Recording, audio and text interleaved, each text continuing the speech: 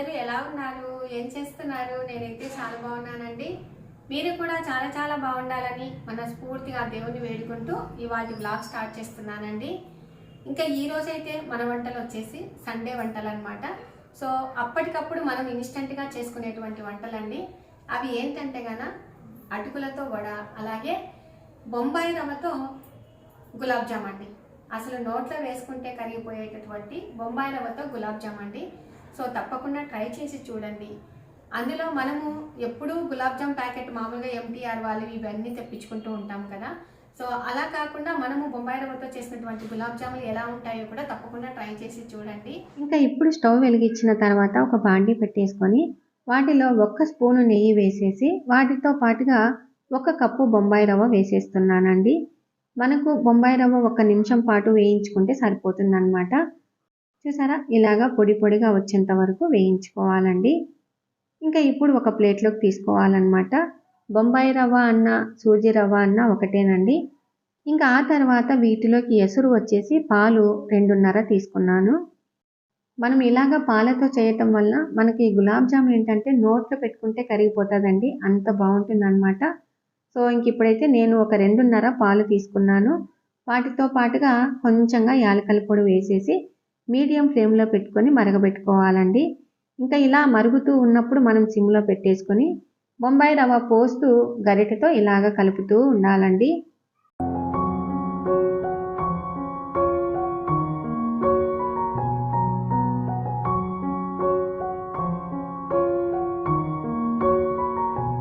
ఎక్కడ ఉంటలు లేకుండా మనము బాగా కలియబెట్టుకోవాలన్నమాట. చూసారా, ఈ విధంగా కలియబెడుతూ ఉండాలండి.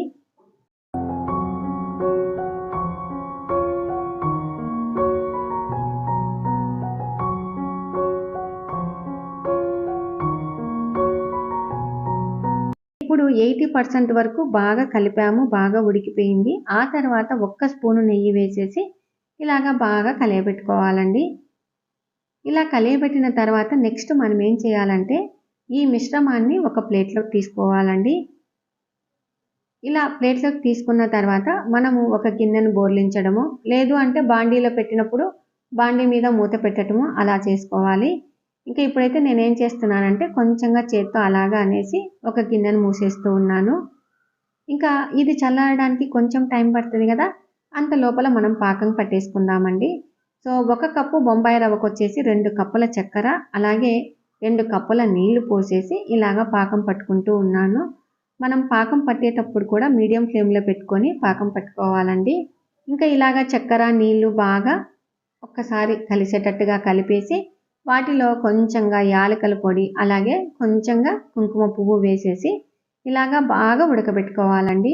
మనకు పాకం వచ్చిందా లేదా అని తెలుసుకోవాలి అంటే చేతికి ఈ బంక అంటే పాకము స్టిక్కీగా ఉండేటట్టు మనకు కనపడుతుందన్నమాట. సో అప్పుడు మనం తీసేసుకొని పక్కకు పెట్టేసుకోవాలి. ఇంకా మనకు పాకం కొంచెం చల్లారాలి కదా, కాబట్టి అంతకు లోపల మనం ఏం చేయాలంటే గులాబ్ జాములు వేయించుకోవటానికి నేను ఈ విధంగా ఒక చిన్న బాండిని తీసుకొని వాటిలో కొంచెంగా నెయ్యి, అలాగే కొంచెంగా ఆయిల్ పోసేసి ఇలాగ సిమ్లో పెట్టేశాను. ఇంకా ఈ ఆయిల్ నెయ్యి బాగా వేడెక్కాలి కదా, అంత లోపల మనం గులాబ్ జాములు తయారు చేసుకుందామండి. ఈ మిశ్రమం కూడా కొంచెంగా చల్లారి ఉంటుంది కదా, కాబట్టి మనం చేసుకోవటానికి చెయ్యి కూడా సహకరిస్తుంది అన్నమాట. ఇక్కడ మీరు బాగా గమనించాల్సింది ఏంటంటే ఈ మిశ్రమంని అంటే బొంబాయి రవ్వతో చేసినటువంటి ఈ మిశ్రమాన్ని మనం బాగా కలుపుకోవాలండి. అప్పుడే మనకు గులాబ్ జాములు ఎక్కడ క్రాక్స్ రాకుండా మంచిగా వస్తాయి అన్నమాట. నేనేం చేశానంటే నా దగ్గర ఒకటి గుండ్రాయి ఉంది కదా, సో దాంతో కొంచెంగా ఇలాగ దంచానండి. అప్పుడు ఇంకా స్మూత్గా వచ్చేసింది అన్నమాట. ఇంకా ఇప్పుడు బాగా కలుపుతూ ఉన్నాను. కనీసం అంటే ఒక 2-3 నిమిషాలు బాగా కలుపుకోవాలండి. ఇలా కలుపుకున్న తర్వాత చూసారా ఎంత స్మూత్గా ఉందో. ఇంకా ఇప్పుడు కొంచెంగా చేతికి నెయ్యి పట్టించేసుకొని ఇలాగా ఉండల్ని చేసుకోవాలండి. చూసారా, అరచేతికి కూడా కొంచెం పట్టించుకున్నాను. ఇంకా మనకు సైజు అంటే మనకి ఎంత కావాలో అంత సైజులో ఏ షేప్లో కావాలనో ఆ షేప్లో మనం గులాబ్ జాములు చేసుకోవచ్చు. సో నేనైతే కొంచెం మీడియం సైజుగా ఉండేటట్టు ఇలాగా ఉండలు చేసుకుంటున్నానండి. చూసారా, ఎక్కడైనా క్రాక్స్ ఉన్నాయా? లేవు కదా. ఇదే విధంగానే మొత్తం అన్నింటినీ గులాబ్ జాములను తయారు చేసుకోవాలి. మెయిన్గా మనం బాగా కలుపుకుంటే ఎక్కడ క్రాక్స్ అనేది రావండి. ఇలాగా చేతితో మనము పిసికినట్టుగా అనకుండా లైట్గా ప్రెస్ చేసినట్టుగానే ఉంటుంది. ప్లస్ రౌండ్గా రావాలి, ఎక్కడ క్రాక్స్ లేకుండా చూసుకోవాలండి.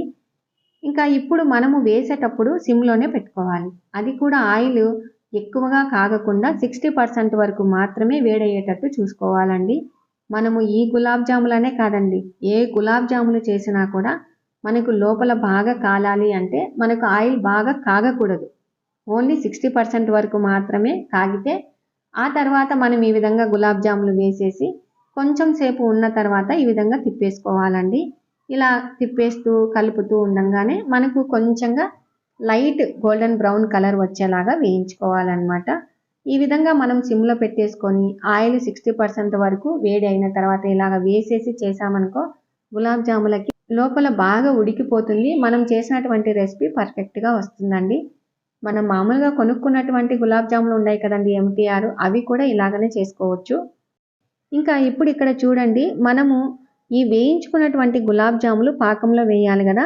పాకంలో వేసేటప్పుడు కొంచెంగా మనకు పాకం వేడిగా ఉండాలి. పూర్తి చల్లగా అయిన తర్వాత వేయకూడదు. కొంచెం వేడిగా ఉన్నప్పుడు ఇలాగ వేసేసి మనం గరిటెతో ఇలాగా అంటేగాన మొత్తం అన్నీ పీల్చుకుంటాయండి. అప్పుడప్పుడు ఇలాగ గరిటెతో అంటూ ఉంటేగాన మొత్తం అంతా పీల్చుకుంటాయి. అప్పుడు మనకు జ్యూసీగా వస్తుందన్నమాట గులాబ్ జాము. ఇలాగనే మనం ఒక 2 గంటలు 2:30 3 గంటల పాటు వదిలేసేయాలండి. ఆ తర్వాత చూస్తే గులాబ్ జాములు ఎంత బాగున్నాయి చూసారా, మొత్తం అంతా పీల్చుకొని బాగా ఉబ్బిపోయినాయి అన్నమాట. ఇంకా ఇప్పుడు ప్లేట్లోకి ఒక 2 పెట్టి మీకు చూపిస్తానండి. చూసారా ఎంత లావుగా అయినాయి కదా, జ్యూసీగా ఉన్నాయి కదా, నిజంగా భలే బాగా వచ్చాయండి. సో తప్పకుండా ట్రై చేసి చూడండి. ఇంక ఇప్పుడు చూడండి, లోపల చూడండి ఎంత జ్యూసీగా వచ్చాయో కదా. సో మనం నోట్లో వేసుకుంటే కరిగిపోతాయండి, అంత బాగుంటాయి అన్నమాట. నేను చెప్పినటువంటి టిప్స్ ఉపయోగించి మీరు ఈ గులాబ్ జామ్ తయారు చేసుకోండి, పర్ఫెక్ట్గా వస్తుందండి. ఇంకా అలాగనే స్పూన్తో కూడా కట్ చేసి చూపిస్తున్నాను. స్పూన్ కూడా ఎంత మెత్తగా లోపలికి వెళ్ళిపోయింది కదా, చూసారా ఎంత బాగుంది కదా. సో తప్పకుండా ట్రై చేసి చూడండి. ఇంకా నెక్స్ట్ వచ్చేసి మనం స్వీట్ చేసుకున్న తర్వాత హాట్ చేసుకుంటే బాగుంటుంది అనే ఉద్దేశంతో ఇన్స్టెంట్గా వడలు ఎలా తయారు చేసుకోవాలి అనేది చూపిస్తానండి. ఇంకా ఇప్పుడు 1 కప్పు అటుకులను తీసేసుకొని ఒక 2 సార్లు బాగా కడిగి ఈ విధంగా తీసుకొని వచ్చానండి.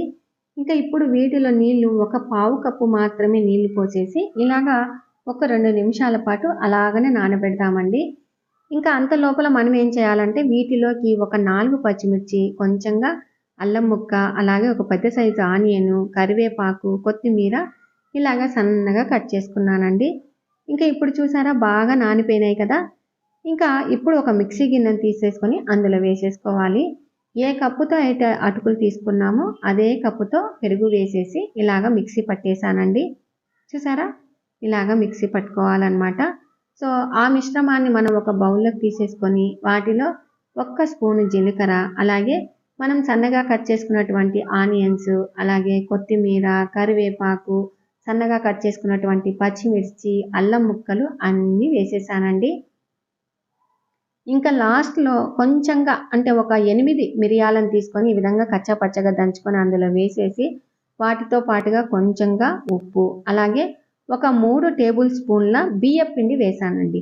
మనం బియ్యపిండి వేయటం వల్ల మనకి ఏంటంటే కొంచెం క్రిస్పీనెస్ వస్తుంది అనే ఉద్దేశంతో బియ్యపిండి వేసేసి ఇలాగా బాగా కలుపుకోవాలండి. ఇలా కలుపుకున్న తర్వాత నెక్స్ట్ మనం ఏం చేయాలంటే ఒక గిన్నెలో నీళ్లు తీసేసుకొని చెయ్యిని బాగా తడిపేసి ఈ విధంగా మనము ముద్దలాగా చేసుకోవాలి. సో ఇలా చేసుకున్న తర్వాత మనం ఏం చేయాలంటే మనము స్టవ్ మీద ఆయిల్ పెట్టేసాం కదా, ఇంకా అదే ఆయిల్లోనే వేయించుకుంటున్నానండి.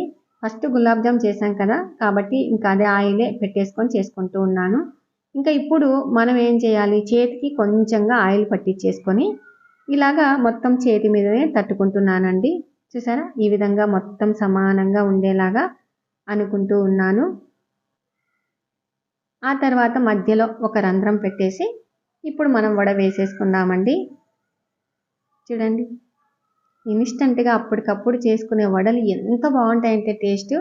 పిల్లలు సాయంత్రం స్కూల్ నుంచి వచ్చినా అప్పటికప్పుడు ఇలాగ వడలు చేసి పెట్టండి, ఎక్సలెంట్గా ఉంటాయన్నమాట. వడ వేసేటప్పుడు సిమ్లో పెట్టేసుకొని ఆ తర్వాత మీడియం ఫ్లేమ్లో ఇలాగ బాగా వేయించుకుంటున్నానండి. చూడండి ఎంత బాగున్నాయో వడలు. కదా. ఇంకా ఇదే విధంగానే మొత్తం వడలన్నింటినీ వేయించుకున్నాను. చాలా క్రిస్పీగా వచ్చాయండి. కొంచెం ఆయిల్ పట్టుకుంటాయి కాబట్టి మనము ఒక టిష్యూ పేపర్ మీద వేసామనుకో ఆ ఆయిల్ కూడా పీల్చేసుకుంటాయి. మనకి ఇంకా క్రిస్పీగా తయారవుతాయండి. ఒకసారి చూడండి వడ ఎలా ఉందో. చూడండి లోపల ఎంత బాగా కాలింది కదా. ఆనియన్స్ బాగా ఉడికిపోయినాయి, పచ్చిమిర్చి కూడా బాగా ఉడికిపోయినాయి.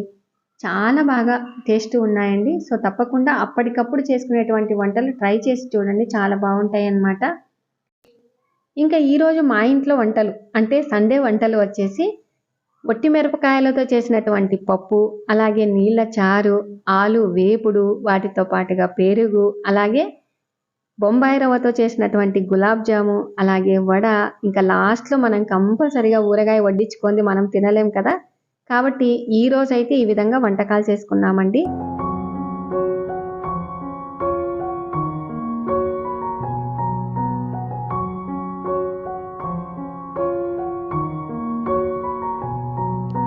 ఇంకా అత్తయ్య గారికి కూడా గులాబ్ జామ్ బాగా నచ్చిందనమాట.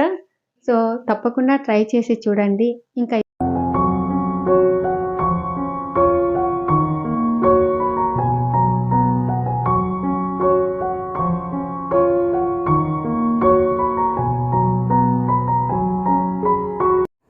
చూసారు కదండి. ఇంకా ఇవాళ వీడియో మీకు నచ్చినట్లయితే లైక్ చేయండి, షేర్ చేయండి, సబ్స్క్రైబ్ చేయండి. Thank you for watching. Bye అండి. ఇలాంటి మంచి వీడియోస్తో మంచి టిప్స్తో మేము ముందుకు వస్తానండి. బాయ్ అండి.